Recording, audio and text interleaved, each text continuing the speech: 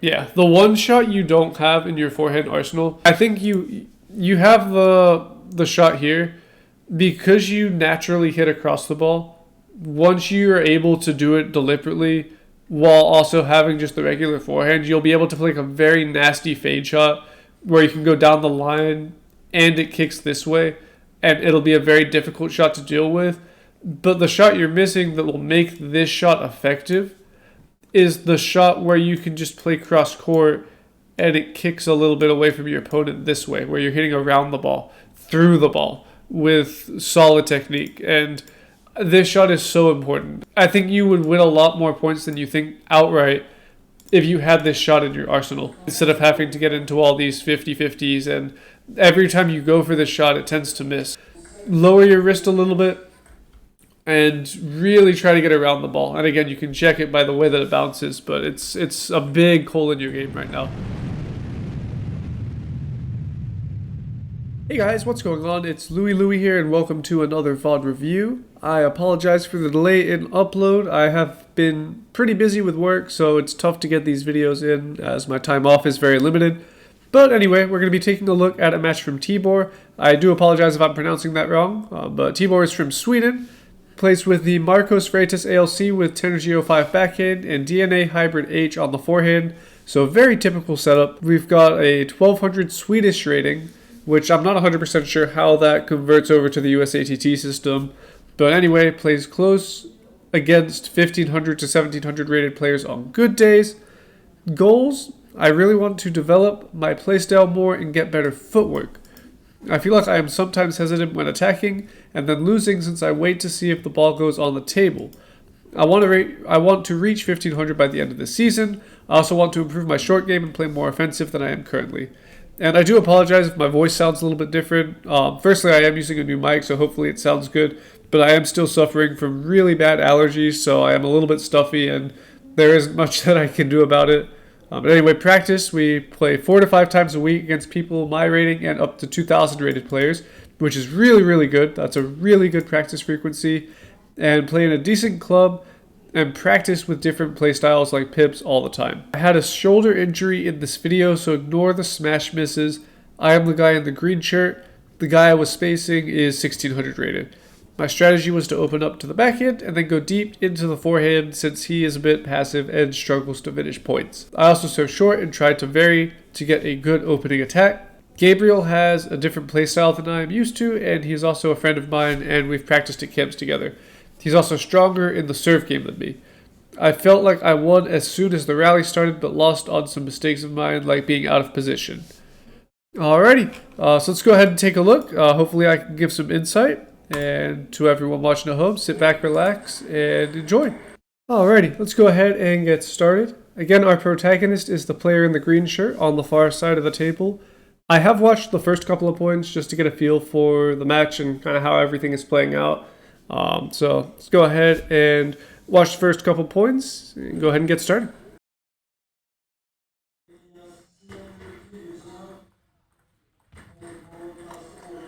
So one thing I will mention right off the bat, first 3 points, I know you won them, but have been extremely passive. And I can tell this is relatively high level table tennis. Like you've both obviously had some coaching, pretty good technique, pretty good tactics, but very, very passive. So like this serve, you just push long, let him loop, go for the counter. The counter lands and you get into the point and you look pretty comfortable. Fine, whatever.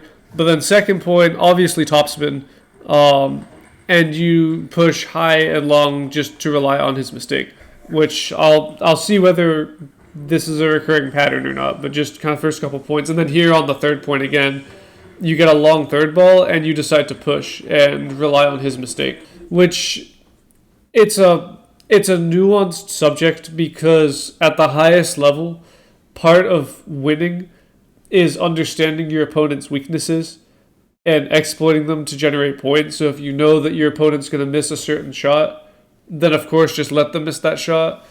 But at this level, you really should be putting those balls away earlier because a better player wouldn't be missing those shots. And it's something that you should be just building into your muscle memory. little bit better. Little bit too much motion. I know you said don't worry about the smashes because of your shoulder injury, but shoulder injury or not, this is a technique issue. From the point of contact here, all you need to do is a very short racket motion forwards, almost like you're punching the ball. When your paddle finishes its form, if you're trying to just smash on the backhand on these like higher awkward balls where you don't have time to step around to the forehand, your paddle, when you finish, should be in front of your body still. So that's the best way to check if your technique was correct. Once you finish your punch, if you were to draw a straight line coming out of your chest, does it touch your paddle? If it doesn't and your paddle is to the right of that line, then you came across the ball. And you can see right here, your paddle finishes way, way, way off to the side. All the way over here. So yes, shoulder may be injured. Maybe you land that when your shoulder's not injured. But either way, the technique there needs to be a little bit sharper. Yeah, a little too passive again. You're very, very reliant on the counter loop, which is fine. Like, I'm very reliant on my own counter loop, but you should still take your opportunity to attack when you get it. Very nice combination. I like that a lot. To those of you at home that may not have caught it, it was a one middle, one wide combination where the flip landed right here, and the next ball comes out to the corner. Very, very predictable. Makes your opponent very, very predictable. They'll almost always play the next ball into the back end corner, and it sets up nice back end combinations. Way too passive. Way too passive. I know you're upset about missing the counter there, but you're pushing a long third ball to your forehand. And yes, his loop is not the greatest, so it's a loop that's possible to counter. But a really good player wouldn't let you counter that loop, so you just need to be attacking the third ball. Same.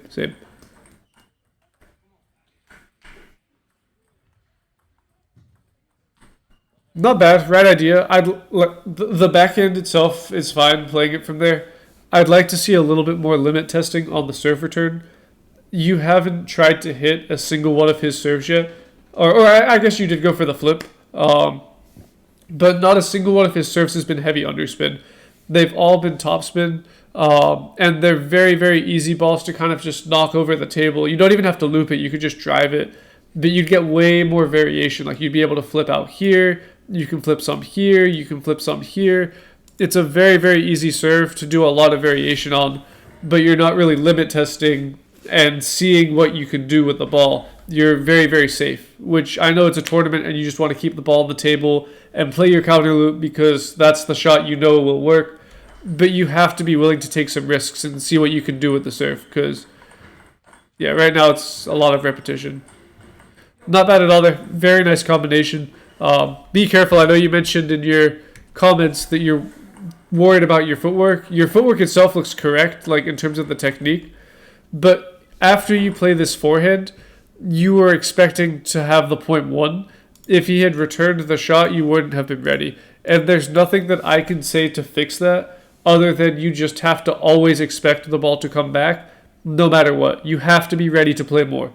Any circumstance, no matter what, don't assume the point is over until it's over. You have to be ready to play more, ready to keep playing. Very nice serves.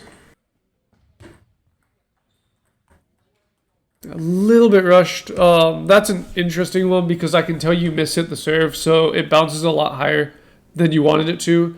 And I think that catches you by surprise, and then you rush into the flip. You actually had a lot more time than you thought on that shot. You could have let it bounce and come out and played a little bit more of a stable shot. Yeah, I don't like that. The shots are fine, but you're not playing the game that you're most comfortable playing. You seem to prefer the forehand counter loop. It seems like it's your bread and butter. It's like the shot you want to play. So why are you flipping here? This middle wide combination is like a backhand player combination. Your flip, if you truly believe your forehand counter is better than his forehand counter, which you should believe that because you need that sort of confidence to play at a high level, then you should just be challenging his forehand more. Worst case scenario, you flip right here and he plays just the world's best forehand and rips it past you, clap your hands and say nice shot. You tried it and it didn't work. But I think you should be trying to flip out wide here more, because then he's most likely going to counter loop cross court and you'll be able to get this shot a lot more frequently instead of flipping to the middle and then you get caught in this backhand to backhand. It's like a 50-50. You yourself get caught in this no man's land where you're not sure whether to play a backhand or step around to play a forehand, and so you go really deep to try and force the forehand, and it's just messy when you probably could have won this point in 2 or 3 shots just with better placement on the flip instead of having to fight so hard for this point. Very nice. Very nice.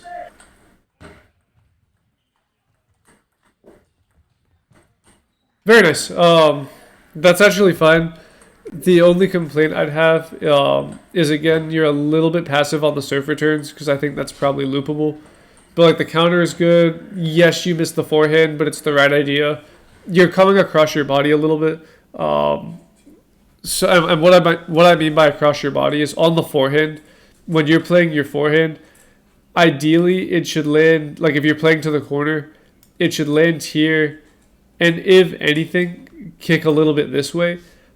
Occasionally yours will land and kick toward the middle or your opponent's body. And this is really bad unless you're doing it intentionally, because it causes you lose spin, you lose speed, you lose consistency. 2, it inherently causes your shots to either drift more to the middle or just outright land in the middle of the table here. And in doing that, you lose predictability. You give your opponent more angles to play against you.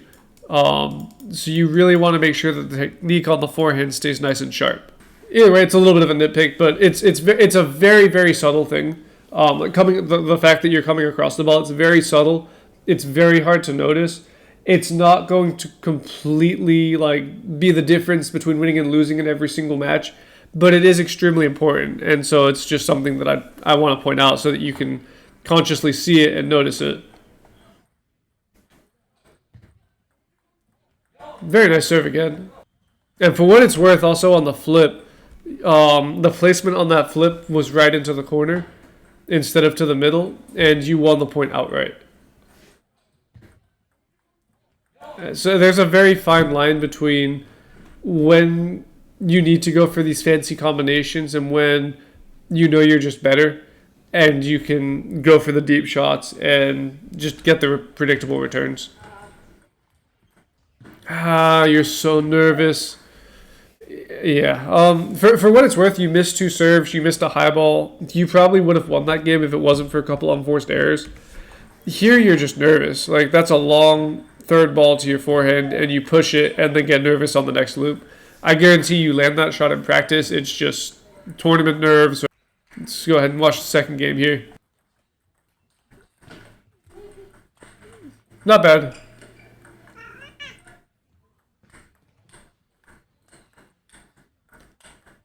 Yeah, very nice. Only complaint there is you should have looped the third ball. But other than that, you played the rally perfectly.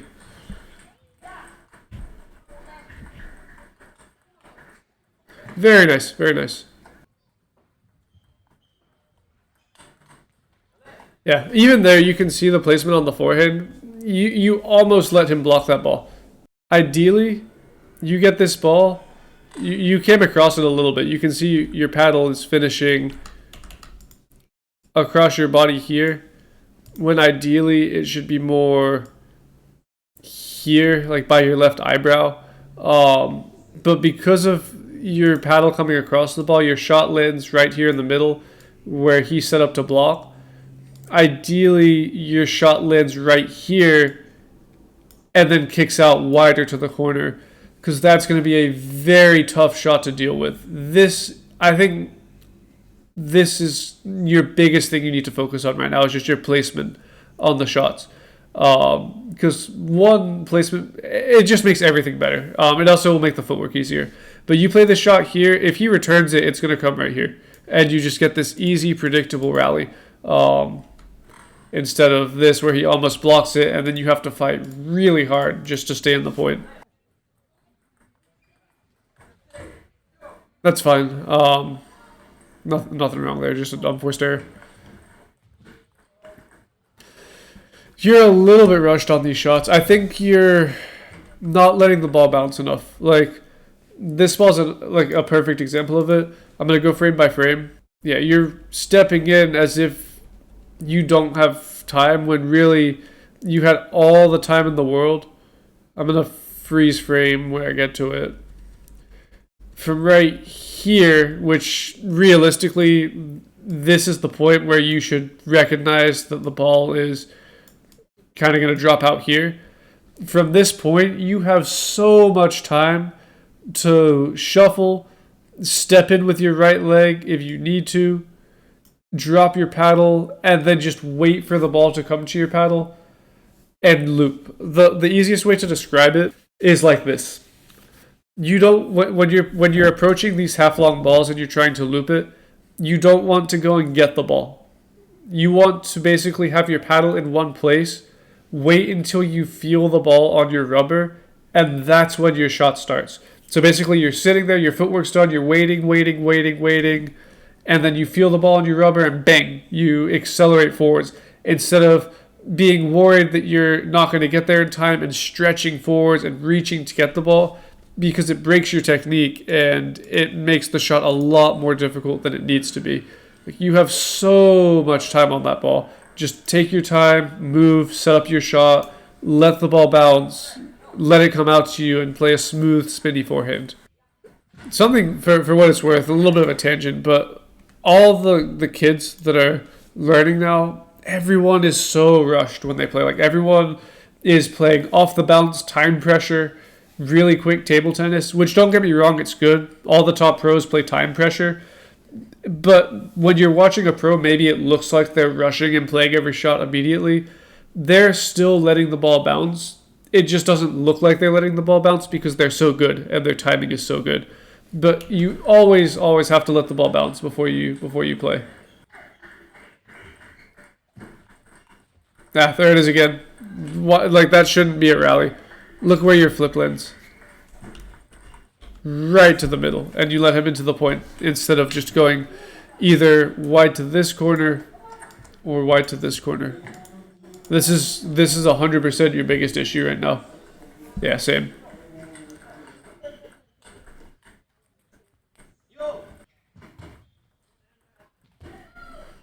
That's fine. You came across. Oh, I'll point it out because you could seriously injure your shoulder, and we don't want that. I very rarely talk about technique on this channel just because there's a bunch of channels that already talk about technique, and I feel like there's more valuable things that I can go over.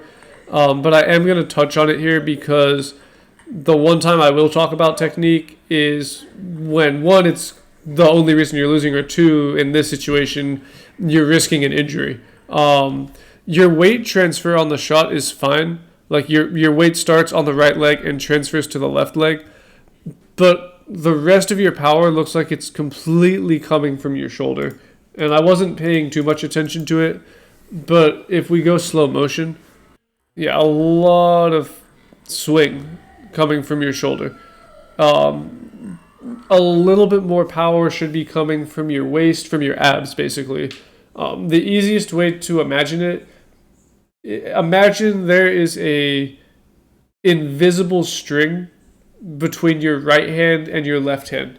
So when your right hand moves, your left hand has to move with it. Like, absolutely has to move with it. And this will force you to rotate your shoulders and your core, your abs, a little bit more. The weight transfer on your legs looks pretty good. Like, it's not bad. You're moving your weight from your right leg to your left leg.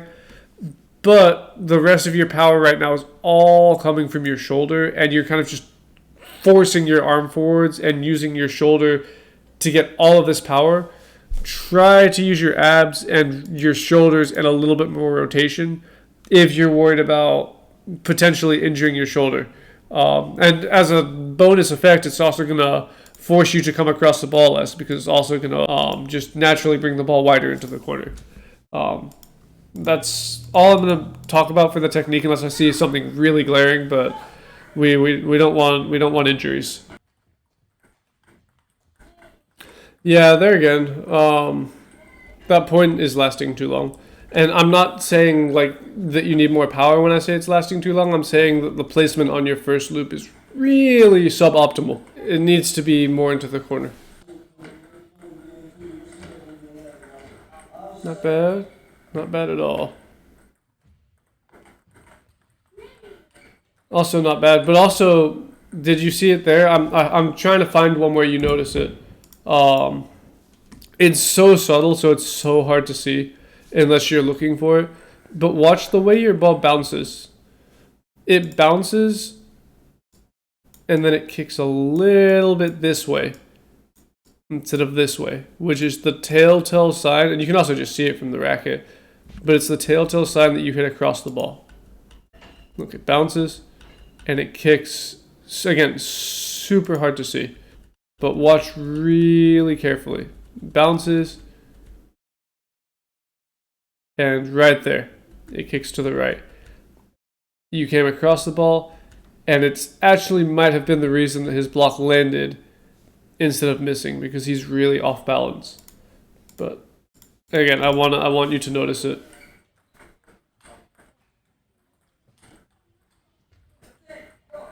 Yeah. I also, again, I think you should be limit testing on the serve receives a little bit more. You're not taking enough risk on the serve receive itself. Yeah, coming across the ball. That's fine. He played a good shot. On to game 3. Careful on your shoulder. That's all I can say. If you ever feel like your shoulder is really hurting, no match is worth it. Unless you're in like the finals of the World Championship. No match is worth an injury that could stop you from playing for an even longer period of time. If something feels wrong, stop, take some rest, get it checked if you need to get it checked. Make sure you stretch and warm up before you play, and make sure you're using your body when you loop, because nothing would be worse than having to end your career early because of a shoulder injury. Nice. Really nice combination. A little bit lucky, but we take those. Nice serves.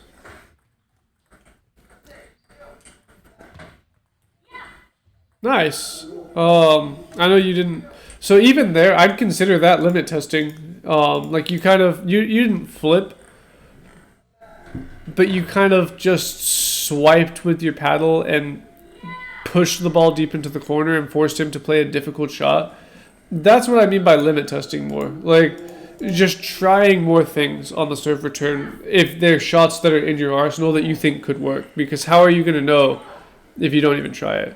Who's this guy? This placement is like a million times better than the first 2 games. That's fine. That's a good miss. You're like mentally like you've probably had a coach tell you that it's so stupid. It's not a flow chart.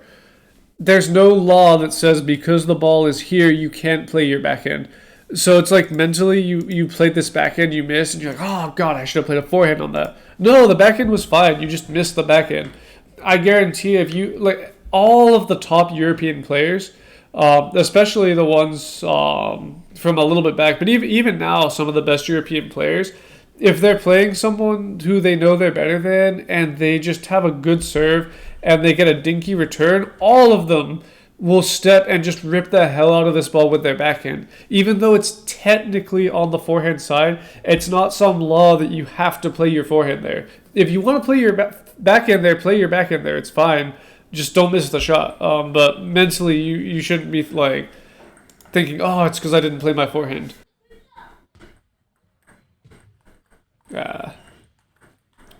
Maybe it was intentional there.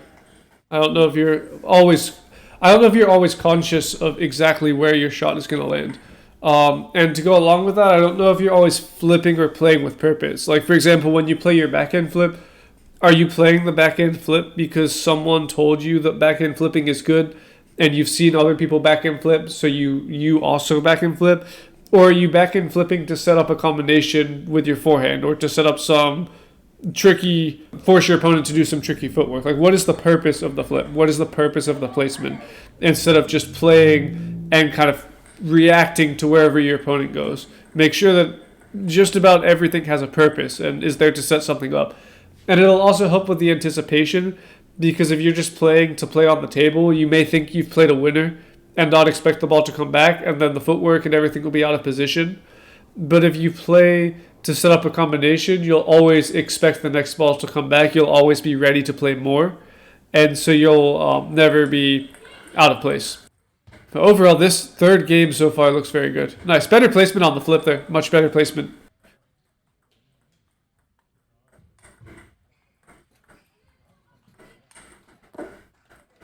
Yeah, overall, very nice game. Very nice third game. Very nice. Stupid mistake, but very nice.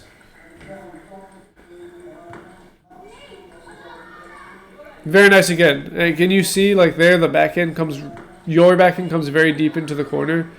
You win the point right away. It's not a faster shot, it's just a better placed shot.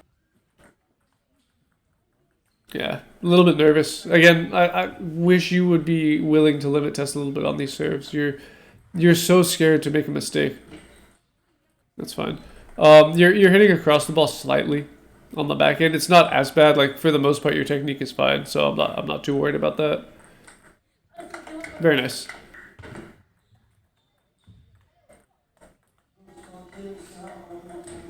Yeah, the one shot you don't have in your forehand arsenal, I think you have the shot here because you naturally hit across the ball. Once you are able to do it deliberately while also having just the regular forehand, you'll be able to play like a very nasty fade shot where you can go down the line and it kicks this way, and it'll be a very difficult shot to deal with.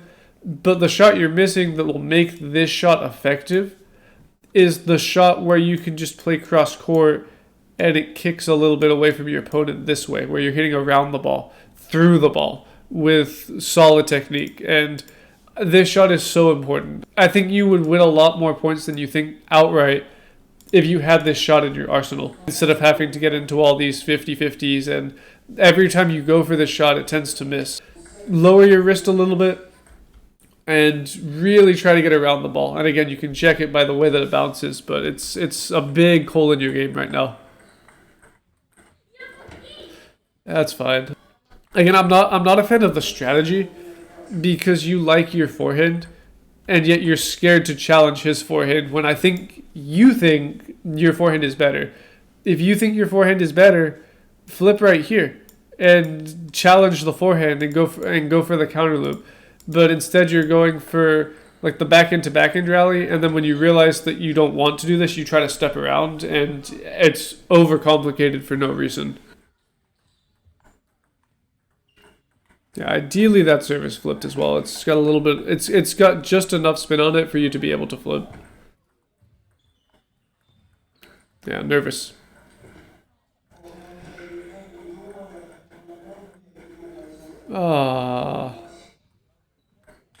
Yeah, lucky. But again, you seem, I know, the stakes may be higher, but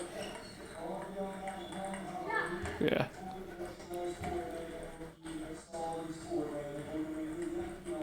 Yeah, like you missed the backhand there, but imagine you were watching a professional player, like you were analyzing Ma Long, and I know we're not at that level at all, but I just want to put it into context. And he gets this ball and doesn't flip it and doesn't loop it. Like, how would you react to that? You'd be like, what the hell? Why didn't he hit that? And then the fact that you missed the backhand is a moot point, because you should have taken the initiative on that first forehand. If you didn't want to flip it, maybe just let it bounce a little bit. Who knows? Maybe it came a little bit long, and you might have even been able to loop that. But instead you rushed in, pushed, maybe you were a little bit nervous, and then were forced to play your weaker side, the backhand loop, and you ended up missing. At least you went for there. You were a little bit rushed. I've got my notes for you. very simple notes, but they're incredibly hard problems to fix. So it's going to take some work on your end. It's going to take a lot of hard work, but it's fixable problems. They're just difficult problems to fix.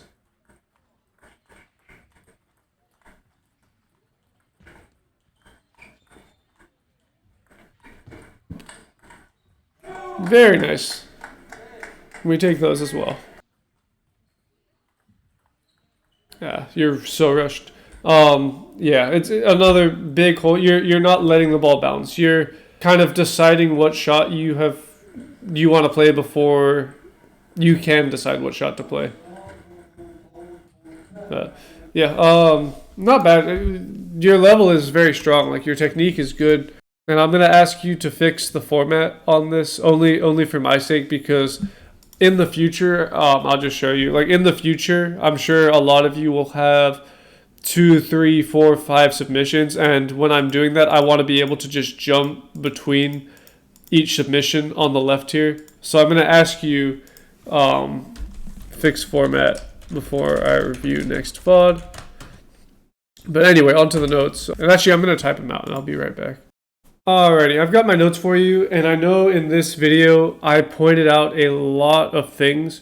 I only want you to focus on the things in my notes, and then we'll start talking about some of the other stuff, because again, unless you're playing full time, it's very hard to focus on more than a few things at a time, otherwise just nothing will improve. But anyway, again, fix the format. Fix the format of this sheet before I review the next one, just to make it easier on me. But firstly, and most importantly, we need to fix the shot placement, especially on the forehand. We are currently lacking the ability to play deep into the cross-court corner consistently. So many of your shots are drifting to the middle. And to go along with this, you tend to hit across the ball too much. And if you're practicing, you can check this for yourself by, after each shot, watching how the ball bounces. So when you play your forehand, if it kicks forward and a little bit to your left, so away from a right-handed opponent, that means that you've played it correctly. If it kicks to the middle towards your opponent's body, and again, assuming you're playing a right-handed person, then you probably hit across the ball. And there are times and places where hitting across the ball deliberately is good, but we shouldn't be doing that yet, because we need to get the fundamentals right and just get the core technique correct, because that'll also make the fade shot more effective when you go for it, instead of every shot being like a fade shot. Second, we need to limit test a little bit more on the serve return. So don't be afraid to take risks, because you'll be surprised what's possible. I know in high stakes matches it can be hard, but you have to treat it like you're playing for fun, especially if you're nervous. Imagine that you're just training, like you just finished a long practice session with your practice partner, and you're just kind of messing around, and he gives you a serve, and you're like, I wonder what I can do with this serve. I wonder if flipping it this way is possible, or just dinking it this way is possible, or driving it, or chopping it. Like, figure out what's possible on every serve, and limit test, because you're not going to know what works and what doesn't work without trying it, and you have to try it in matches to know what will work in matches.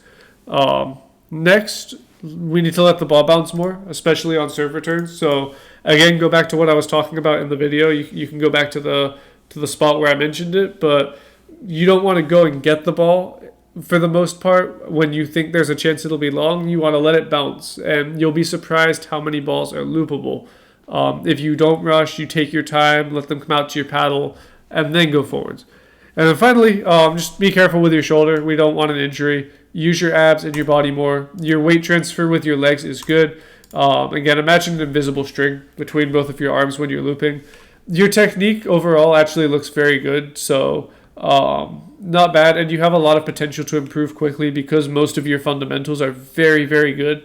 So I would expect that if you keep practicing at the rate you're practicing, focus on these things, then you should improve pretty quickly. And so I definitely look forward to seeing another match from you in the future. To everyone at home, thank you all so much for watching. I hope the video was helpful. If it was, make sure to leave a big thumbs up. And again, if you want one of your matches reviewed, I offer this coaching for free. Just click the link in the description for instructions on that. Thank you all again for watching, and until next time.